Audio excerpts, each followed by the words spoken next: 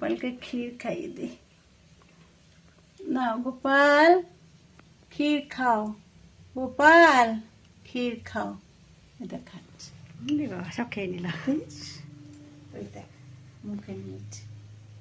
সত্যি সত্যি ওই যে দেখছিস না, দেখেছিস মুখে ওই নিচ্ছে। দেখো গোপাল কথা বলতে পারে, হ্যাঁ বলো তো।